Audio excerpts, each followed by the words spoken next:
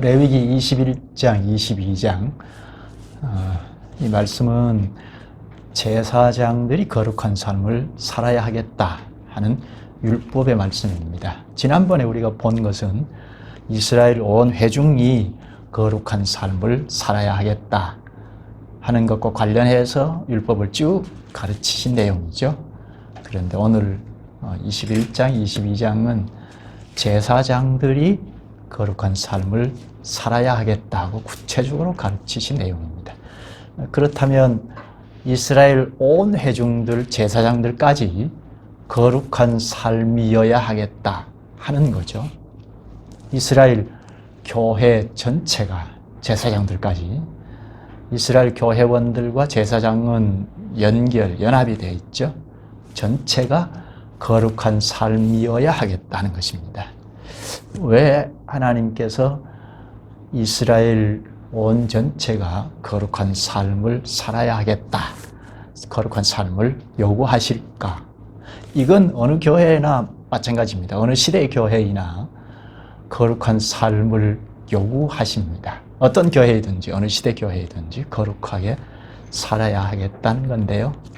왜 그럴까요? 오늘 우리에게도 거룩한 삶이어야 한다. 그리스도를 믿고 연합이 되었으면, 그래서 교회를 형성하게 되었으면 거룩한 삶을 살아야 하겠다 하시는데요. 왜 거룩한 삶을 요구하실까요? 거룩한 삶을 살면 우리가 아주 멋있는 사람이지 않습니까? 아니면 도덕 군자의 삶을 요구하시는 걸까? 이건 어떤 종교에서든지 있죠. 어떤 종교든지 사람이 사람답게 살아야 한다, 도덕성을 아주 출중하게 드러내고 살아야 한다는 것을 다 요구하죠. 기독교도 그런 정도일까? 그건 아닌 것을 우리가 잘 압니다.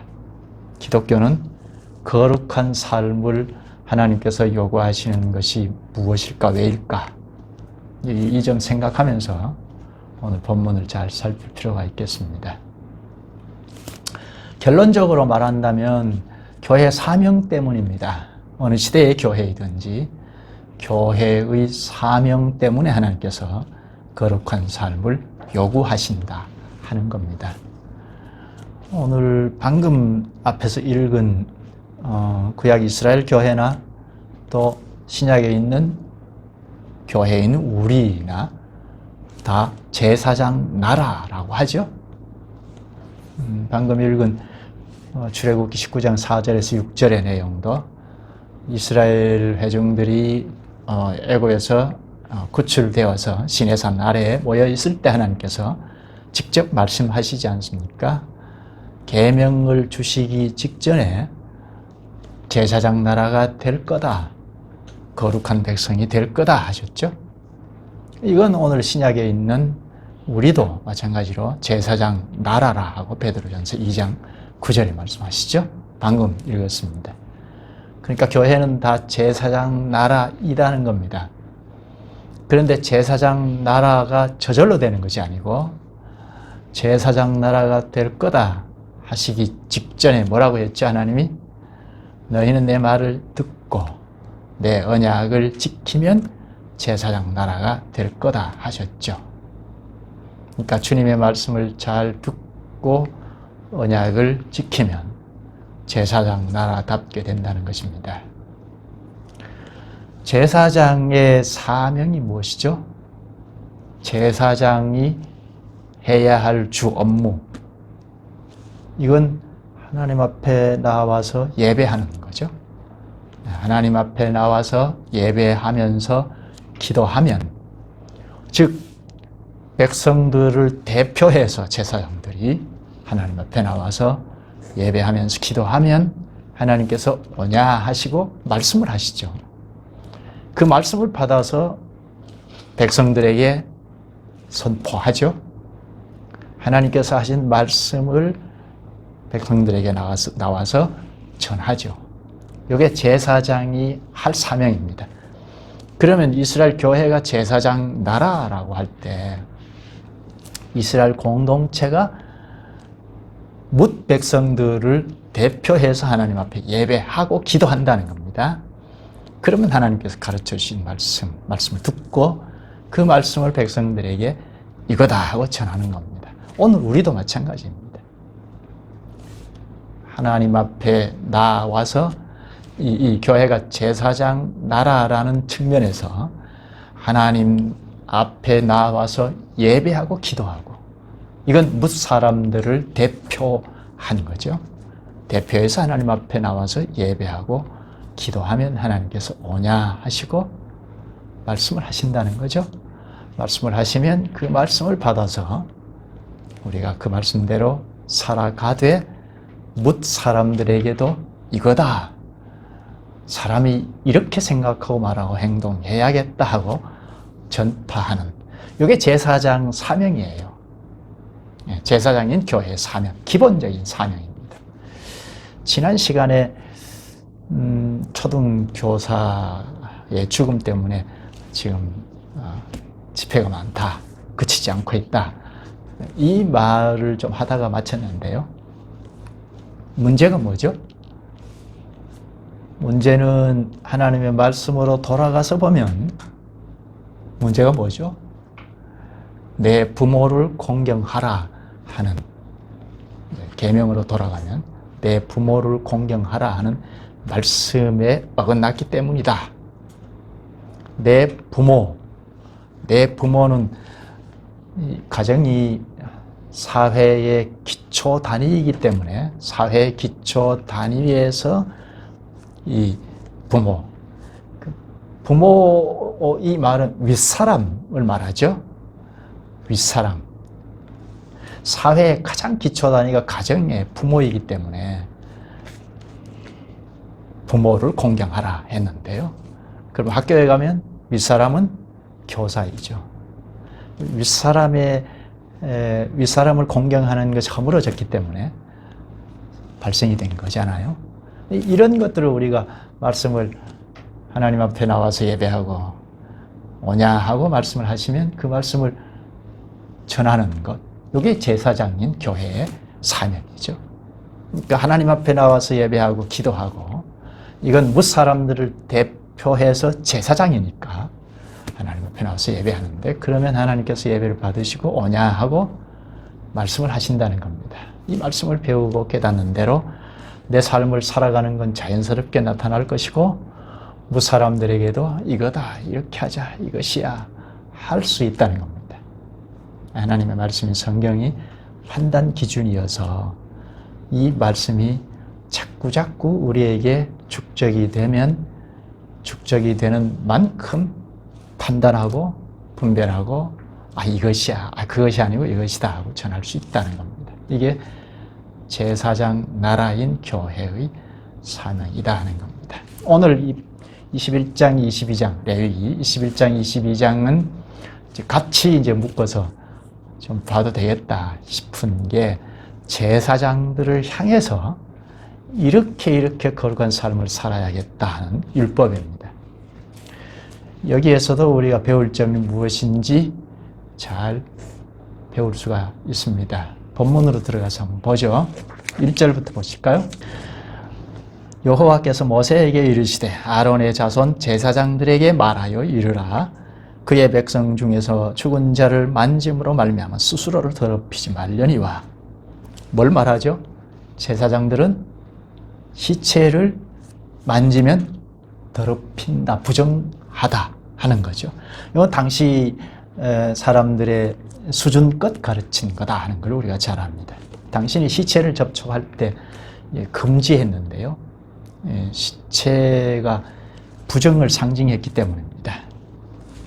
제사장이 시체를 만져서 부정해지면 성소에서 일을 할 수 없는, 성소가 부정해지잖아요. 그래서 금지하셨습니다. 성결한 삶을 살라는 거죠. 그런데 예외로 둔 것 하나가, 제사장은 가족의 장례는 참여할 수 있도록 하셨습니다. 그 다음 2절 3절인데요. 그의 살붙인 그의 어머니나 그의 아버지나 그의 아들이나 그의 딸이나 그의 형제나 출가하지 아니한 처녀인 그의 자매로 말미암아서는 몸을 더럽힐 수 있느니라. 이건 가족 장례에는 참여할 수 있다 하는 말입니다. 성전에 전념하는 제사장이지만 가족은 책임져야 하겠다는 거죠. 그런데 후에 나옵니다만 대제사장은 훨씬 다릅니다. 가족 장례에도 참여할 수 없게 하셨습니다. 뒤에 보죠. 그리고 5절에는 제사장들은 머리털을 깎아 대머리 같게 하지 말며 자기의 수염 양쪽을 깎지 말며 살을 베지 말고, 여기 누가 죽었을 때 장례했을 때 제사장은 머리를 대머리처럼 깎지 마라. 또 양옆에 수염, 구렛나루이죠. 구렛나루를 깎지 마라. 그리고 몸에 칼자국을 내서는 안 된다 하셨습니다. 요거는 애굽에 있을 때 애굽의 제사장들은 이렇게 했거든요. 누가 죽었을 때 머리를 그냥, 그러니까 애도의 표현으로 머리를 완전히 대머리처럼 밀어버렸고 구렛나루도 다 깎아버렸고 살에 칼집을 내서 피를 흘리고 이렇게 극도의 애도를 하는, 지나치게 애도하는 그런 일이 있었는데, 너희들은 그러지 마라. 이방인들의 풍습을 쫓아가지 말아라 하고 근본을 차단하셨습니다. 또 제사장 결혼도 제한을 두셨는데요. 7절에 말씀하십니다. 그들은 부정한 처녀나 이혼당한 여인을 취하지 말지니 이는 그가 여호와 하나님께 거룩함이니라. 당시에 흔하게 있었던 부정함을 금지하신 건데요. 창녀와 결혼해서도 안 되고 또 이혼한 여인과 결혼해서도 안 된다. 지금 생각하면 당연한 일인데, 그런데 당시에는 흔하게 있었던 모양입니다. 그래서 제사장은 창녀나 이혼당한 여인과 결혼하면 안 된다 했습니다. 신부를 맞을 때 부정하면 안 된다는 거죠. 흠없는 신부여야 하겠다는 겁니다. 제사장은 물론이고 제사장 딸도 부정하면 불사른다 하는 무서운 말을 하시는데 9절에 말씀합니다. 어떤 제사장의 딸이든지 행음하여 자신을 속되게 하면 그의 아버지를 속되게 함이니 그를 불사를지니라. 이건 제사장 직분이 얼마나 중요한 건가 하는 것을 말하고 있습니다. 또 그 앞에 8절을 보면요. 너는 그를 거룩히 여기라. 너는 그를 거룩히 여기라. 거룩히 여기라는 말을 반복하는데요. 여기 너는 혹은 너희는, 이건 이스라엘 공동체를 말합니다. 이스라엘 백성들은 제사장을 거룩히 여기라 하는 것입니다. 볼까요? 8절에 너는 그를 거룩히 여기라. 그는 내 하나님의 음식을 드림이니라. 너는 그를 거룩히 여기라. 너희를 거룩하게 하는 나 여호와는 거룩함이니라. 백성 너희는 제사장을 거룩히 여기라. 왜 그렇죠? 여기 성소에 하나님의 음식을 드리는 자라 하죠. 이 제사하는 걸 말합니다.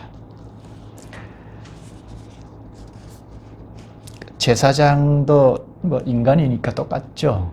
그러나 이거는 예수 그리스도를 상징하는 제사장이기에 이렇게 높여 놓았습니다. 제사장을 거룩히 여기라 하십니다. 그리고 10절, 12절은 10절, 11절, 12절은 대제사장의 상과 관련된 법입니다. 앞에는 제사장이 상을 당했을 때를 말하죠. 근데 여기서는 대제사장이 상을 당했을 때는 제사장보다 훨씬 더 엄격히 제한을 주셨습니다. 10절을 볼까요? 자기의 형제 중 관유로 부음을 받고 위임되어 그 예복을 입은 대제사장은 그의 머리를 풀지 말며 그의 옷을 찢지 말며, 여기 대제사장이 위임식 때 관유로 기름을 붓잖아요. 기름을 부어서 위임하는데요. 하나님께서 요거는 기름은 성령, 요때 기름은 성령을 가리킨다고 했죠. 신약으로 말하면 성령께서 임하셔서 직분자로 위임하는 그건데요. 구약에는 이제 제사장, 왕, 선지자들이 그랬죠. 제사장이 기름을 부었기 때문에, 관유로 부음을 받았기 때문에 여기 그의 머리를 풀지 말며 그의 옷을 찢지 말며 합니다. 이거는 장례에 참여하지 마라 하는 말입니다. 당신은 애도의 표현으로 머리를 깎고 풀고 옷을 찢고 그렇게 했던 것 같아요. 제사장은 가족 장례의 그 예외로 참여하도록 했잖아요. 앞에서. 그런데 대제사장은 가족 장례에도 참여하지 못하게 하셨습니다. 12절에 그 성소에서 나오지 말며 그의 하나님의 성소를 속되게 하지 말라. 부모가 심지어 죽었을 때도 성소에서 나올 수 없다 하셨습니다. 성소에서 하나님 섬기라는 거죠. 이거는 우선순위를 가리킵니다. 대제사장은 특별히 우선순위가 뭐냐 할 때 하나님 앞에 나와서 예배하는 거다 하는 것을 가르쳐 줍니다.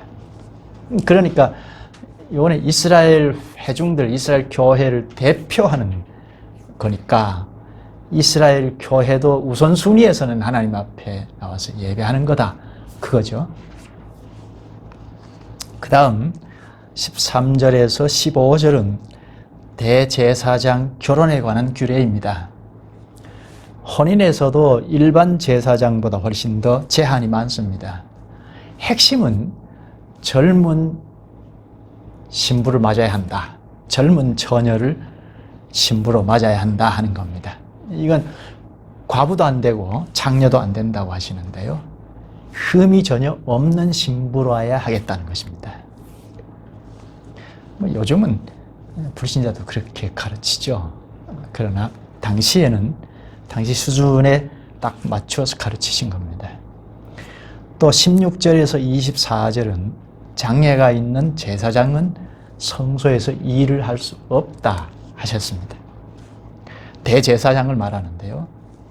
여러 가지 신체 결함, 신체 장애가 있는 경우에는 성소에서 봉사할 수 없다. 여러 가지 장애를 아주 세세하게 말하는데요. 그러니까 오늘로 말하면 장애인은 직분자가 될 수 없다. 그 말이죠. 이거는 당시에 부정한 동물도 제물이 될 수 없는 것과 같았던 겁니다. 당시의 신체적인 결함이라는 것은 도덕성이 없다는 것을 표현한 거랍니다. 대제사장은 흠이 없는 신체를 가져야 하겠다는 겁니다. 제물이 흠이 없는 것처럼. 이거는 진짜 대제사장이신 예수 그리스도가 흠이 없다는 것을 뜻합니다. 예수 그리스도가 무흠하다 하는 것을 당시에 대제사장이 이렇게 흠이 없어야 한다는 걸로 가르친 겁니다. 그러니까 예수 그리스도를 향해 있죠. 그 다음 22장을 볼까요? 22장은 성물을 먹는 것과 관련이 있습니다. 제사장, 대제사장이 성물을 먹지 않습니까? 제물을 먹죠. 근데 그와 관련된 규례인데요. 먼저 22장 1절에서 9절은 제사장이 부정하면 성물을 먹을 수 없다 하십니다. 부정한 제사장은 제사를 드리는 직무를 행할 수 없잖아요. 부정하면 성소에 갈 수가 없죠. 성소가 오염이 되니까. 그처럼 제사한 제물도 돌려서 받아서 먹을 수 없다는 겁니다. 부정하면 제물까지 금지시켰습니다. 3절에 말하는데요. 22장 3절을 볼까요? 그들에게 이르라 누구든지 내 자손 중에 대대로 그의 몸이 부정하면서도 이스라엘 자손이 구별하여 여호와께 드리는 성물에 가까이 하는 자는 내 앞에서 끊어지리라. 나는 여호와이니라. 부정한 상태인데 여호와 앞에 드린 제물을 돌려받은 것 먹게 되면 여기 여호와 앞에서 끊어진다 하고 강하게 말씀하시죠. 부정하지 않으면 성물을 먹을 수 있습니다. 그런데 부정하면 먹으면 안 된다 금지하셨습니다. 부정하지 않을 경우는 이 제물을 먹을 수가 있는데 그 범위를 구체적으로 10절에서 16절까지 말하는데요. 누가 먹을 수 있는가? 한마디로 제사장 그리고 제사장과 함께 가족을 이룬 자들은 다 먹을 수 있다는 겁니다. 심지어 제사장이 돈으로 사온 노예도 돈으로 사왔으니까 한 가족 구성원이 됐잖아요. 노예도 제물을 먹을 수 있다 하는 겁니다.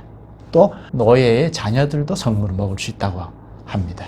요거는 제사장 가족에 한해서 가족 구성원은 다 성물을 먹을 수 있다 한 겁니다. 왜 그렇죠? 제사장은 제물을 먹을 수 있다 했는데요. 왜죠? 요건 제사장 가게는 이 생업을 일굴 기업이 없잖아요. 가나안 땅에 들어가기 전에 레위 지파들은 전부 땅을 분배해 주지 않았죠. 그러니까 레위 지파 중에 요 제사장들은 성물을 일부 먹을 수 있고, 또 하나는 기업이 없으니까 살아갈 수 있도록 11조를 일부 분배해 주셨던 거죠. 레위 지파들에게는 11조를 나누어 줬던 거죠. 그걸로 생활을 하면서 성전과 관련해서 봉사하게 했던 거죠. 구약교회는 헌금의 방식이 11조였죠. 네.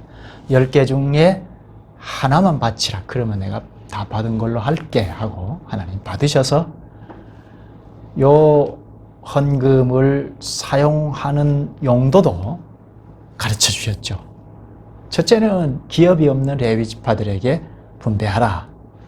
또 하나는 절기 때마다 온 교회가 모여서 하나님 앞에 예배할 때 예배와 공식적인 예배와 관련된 예배 비용을 지출하도록 했고, 또 하나는 2년마다 혹은 3년마다 한 번씩 헌금하게 해서 11조 하게 해서 그거는 각 고을에 창고처럼 지어놓고 거기에 다 쌓아놓고 구제하도록 했죠.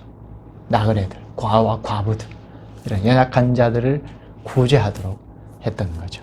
이렇게 헌금, 오늘로 말하면 재정이죠. 재정의 용도까지도 구약시대부터 아주 구체적으로 가르쳐 주셨죠. 레위인들은 기업이 없기 때문에 11조를 지출을 했고, 그리고 성소에서 봉사하는 제사장들은 성물도 받아 먹을 수 있도록 분배하도록 하셨던 거죠. 그런데 이스라엘 교회원들이 11조를 내지 않으면 하나님 것을 훔쳤다 하고 징계를 하셨죠. 그리고 이 제물도 제사장 가족이 아닌 사람이 제물을 모르고 먹었으면 배상을 해야 하는, 배상죄라 해서 배상을 해야 하는데 원래 그 제물 플러스해서 5분의 1을 더 내야 하는, 그렇게 규정해 주셨습니다. 그리고 17절에서 33절은 제물인 동물이 흠이 없어야 한다는 걸 말씀합니다. 22장 20절을 볼까요? 흠 있는 것은 무엇이나 너희가 드리지 말 것은 그것이 기쁘게 받으심이 되지 못할 것임이니라. 흠 없는 제물을 드려야 하겠다는 것입니다.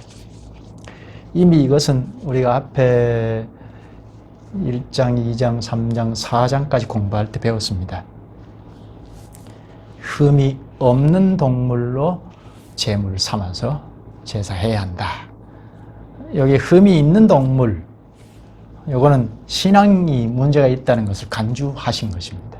흠 없는 걸로 제물을 삼아서 제사해야 한다. 이렇게 가르치셔서 흠 없는 제물을 준비하고 잡고 하는 이 과정을 통해서 우리가 얼마나 흠이 없어야 하겠는가 하는 것을 배우게 하신 것입니다. 거룩한 것이 무엇인지, 거룩한 삶이 무엇인지 이렇게 제물 하나를 준비하는 데서도 배우도록 하신 것입니다. 또 19절에서 25절에는 제물인 동물의 신체 결함, 동물의 장애가 있는 경우를 말합니다. 이 제물이 될 동물이 장애가 있는 경우에도 제물이 될 수 없다 하는 것을 자세하게 가르칩니다. 22절만 볼까요? 너희는 눈먼 것이나 상한 것이나 지체에 배임을 당한 것이나 종기 있는 것이나 습진 있는 것이나 비루 먹은 것을 여호와께 드리지 말며 이런 것들은 제단 위에 화제물로 여호와께 드리지 말라. 그러니까 건강한 동물이 아니면 제물로 삼아서 드리면 안 된다 하셨습니다. 이렇게 부정한 제물을 지적하시면서 하나님께 나아가는 자는 모든 이가 다 무흠해야 한다, 정결해야 한다 하는 것을 가르치신 것입니다. 예배를 위하여 모든 부정으로부터 깨끗해야 하겠다는 것입니다. 구약 당시의 예배는 예배자가 신체적인 결함을 가져도 안 되고 제물이 결함을 가져도 안 된다 하고 가르쳤습니다. 또 26절에서 33절에는 제물을 드리는 시간과 관련하여 여러 가지 율법이 제시되는데요. 27절을 볼까요? 수소나 양이나 염소가 나거든 이래 동안 그것에 어미와 같이 있게 하라. 여덟째 날 이후로는 여호와께 화제로 예물을 드리면 기쁘게 받으심이 되리라. 소나 양이나 염소가 출산을 했을 경우에 여기 7일 동안은 어미와 같이 있게 하라 하죠. 하나님께 바칠 수 없다 합니다. 또 28절은 암소, 암양 이들이 새끼를 낳으면 새끼와 어미가 같이 제물로 바치는 걸 금하셨습니다. 그렇게 하면 안 된다 하셨습니다. 새끼와 어미가 같이 제물로 바쳐버리면 어떻게 되죠? 씨가 남지 않거든요. 그래서 그렇게 하면 안 된다. 그렇게 하면 생명 자체가 멸절이 되는 거니까 그렇게 하지 말라 하셨습니다. 이거는 노아 홍수 때도 그랬죠. 이미 노아 홍수 때 암수 한 쌍씩, 각종 동물 한 쌍씩 방주에 드리도록 하셨죠. 그러니까 생명을 보존하도록 하셨던 거죠. 그러니까 어미와 새끼를 함께 제물로 바쳐버리면 이 가축의 씨앗이 없어져 버리니까 몰살하는 걸 금지하신 것입니다. 이제 거기서부터 생명을 경시하는 걸 금지하신 거죠. 생명을 귀하게 여겨야 한다. 특히 이제 사람의 생명을 존중해야 한다는 것입니다. 또 30절에 제물은 제사 드린 당일에 먹고 이튿날까지 두지 말라 하셨습니다. 요거는 우리가 화목제 제물을 생각할 때 배웠죠. 21장, 22장을 잘 보면 단락이 끝날, 다 읽어보셨죠?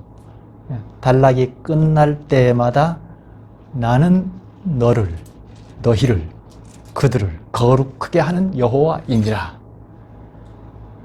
항상 이 말을 했어요. 그러니까 후렴구처럼 나는 너희를 거룩하게 하는 여호와라 하셨습니다. 22장 9절 끝에 보면 나는 그들을 거룩하게 하는 여호와이니라. 16절에도 32절에도 단락을 마치면서 나는 그들을 거룩하게 하는 여호와이니라. 21장에도 단락이 끝날 때마다 후렴구처럼 말씀하셨습니다. 뭘 말하죠? 거룩한 삶을 요구하시면서도 내가 거룩하니 너희가 거룩하라 하신 거거든요. 그러니까 이스라엘 자손들이 스스로 거룩하게 될 수 없고 하나님이 거룩하니까 너희도 거룩하라. 하나님과 연합하여 하나님을 철저히 의존해야겠다. 그럼 거룩하다. 그 말이죠. 오늘 우리도 마찬가지죠. 그리스도와 연합했는데 이건 거룩하신 그리스도처럼 우리가 거룩해야겠다. 혹은 거룩하게 될 거라는 겁니다. 우리가 거룩하게 되려면 그리스도를 쫓아가면 되겠다는 겁니다. 오늘 본문에도 그걸 말합니다. 거룩하신 하나님께 철저히 의존해야 하겠다는 겁니다. 오늘 우리는 하나님이신 그리스도께 연합시켜 놓으셨으니까 하나님이신 그리스도를 철저히 의존해야겠다는 겁니다. 의존하면 그리스도께서 요렇게 이끌어 가시니까 거룩한 삶의 행보를 걸어갈 수 있겠다는 것입니다.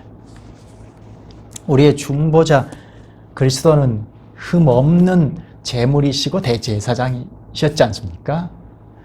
구약 당시는 제사장은 매번 죄가 발생이 될 때마다 속죄제를 드려야 하는 불완전한 제물이고 불완전한 제사장이었죠. 그러나 실체이신 그리스도는 완전한 제물이고 완전한 대제사장이셨죠. 그러니까 우리가 언제든지 그리스도 완전한 제물이시고 대제사장이신 그리스도에게 철저히 의존해서 늘 한 발씩 걸어가는 것이 필요하다 하는 겁니다. 세상을 쫓아가면 안 되겠다는 겁니다. 본문에 한 가지 제사장이 신부를 구할 때 흠없는 신부라야 하겠다고 했죠. 참 제사장이신 그리스도의 신부는 누굴까요? 그리스도의 신부가 교회인 우리이죠. 당신은 이스라엘 회중들이죠. 그래서 거룩한 삶을 요구하셨는 건데요. 교회는 흠 없는 신부로 자꾸 가꾸고 가야 하죠. 교회인 우리는 늘 흠이 늘 있는데, 죄성이 늘 있는데 이걸 점점 가꾸어 가야 하는, 그래서 흠 없는 신부로 단장해 가야 하겠다는 겁니다. 이건 그리스도를 쫓아가는 거죠. 그리스도의 신부인 교회는 티나 주름 잡힘이 없이 거룩하고 흠이 없어야 한다. 이거 에베소서 5장 27절에 말씀합니다. 그래서 우리를 대제사이신 그리스도께서 늘 불러 모으시죠. 지난주까지 가르쳐 주신 말씀을 깨우치셔서 불러 모으시고 성령 하나님께서 주장하셔서 불러 모으시죠. 그리고 가르쳐 주십니다. 이렇게 하자, 이렇게 하자 하고. 우리는 그 말씀을 듣고 점점 의식부터 자꾸 자라가죠. 성장해 나갑니다. 이렇게 불러 모으시고 가르쳐 주신 말씀을 우리 삶의 현실에서 자꾸 실현해 나가고 무사람들에게 이거야 하고 가르치는, 이게 제사장 나라인 교회의 사명이죠. 시작하면서 그 말씀을 드렸죠. 제사장인 교회의 사명이 무엇이냐? 기본적으로 하나님 앞에 나와서 예배하는 것이고, 무사람들을 대표해서, 제사장이니까 대표해서 하나님 앞에 기도하는, 이게 교회의 아주 첫째 사명인데, 그러면 하나님께서 오냐 하고 말씀해 주신다는 겁니다. 그 말씀을 무사람들에게 전하는, 이게 제사장 사명입니다. 앞에서 읽은 베드로전서 2장 5절에 보면 너희도 산돌같이 신령한 집으로 세워지고, 요거는 구약의 건물 성전을 빗대어서 말하는데, 신약의 살아있는 성전의 실체가 예수 그리스도이고, 그리스도와 연합이 된 우리는 산돌, 벽돌 한 장 한 장처럼 살아있는 돌이 되어서 신령한 성전으로, 살아있는 성전으로 세워지고 하고, 예수 그리스도로 말미암아 하나님이 기쁘게 받으실 신령한 제사를 드릴 거룩한 제사장이 될지니라. 우리가 하나님 앞에 제사장이 될지니라 합니다. 하나님 앞에 나가서 기도하고 예배하면 하나님께서 오냐 하고 받으시고 말씀하시는, 그 말씀을 따라서 살아가고 이웃에게 전하고, 이게 제사장 사명이죠. 9절에는 너희는 택하신 족속이요 왕같은 제사장들이요 거룩한 나라요. 우리가 제사장들이라 하죠. 왕같은 제사장이라고 합니다. 그의 소유가 된 백성이니 이는 너희를 어두운 데서 불러내어 그의 기이한 빛에 들어가게 하신 이의 아름다운 덕을 선포하게 하려 하심이라. 빛이신 그리스도와 연합한 교회는 아름다운 덕, 이건 하나님께서 행하시는 일이죠. 특히 핵심은 구원의 일, 이걸 전파하는, 선포하는 게 교회인 우리의 사명입니다. 우리가 거룩해야겠다. 구약의 이스라엘 교회 전체가 제사장까지 거룩한 삶을 요구하시는 것과 같이 우리도 거룩한 삶을 살아야 하겠다. 그것은 개인이 뭐 훌륭한 삶을 살아서 도덕군자가 되는 데 있는 것이 아니고 교회인 우리가 제사장 나라이니까 이 사명을 감당하기 위함이다. 세상을 향하여서 그게 아니고 이거다. 진리를 전하기 위함이다. 먼저는 제사장이니까 하나님 앞에 나와서 예배하고 기도하고 그러면 하나님께서 가르쳐 주신 말씀을 가지고 삶의 현실로 돌아가서 전하기 위함이다 하는 겁니다. 여기까지 할까요? 기도하시죠. 걸어가신 주님께서 죄인인 저희를 점도 흠도 없는 그리스도와 연합하여 주셔서 그리스도와 함께 살게 하시오니 감사옵나이다. 지금도 저희는 죄인이라 주 앞에 이룰 수 없으나 주께서 저희를 부르시고 제사장 나라 사명을 행할 수 있도록 오늘도 말씀으로 가르쳐 주시니 감사옵나이다.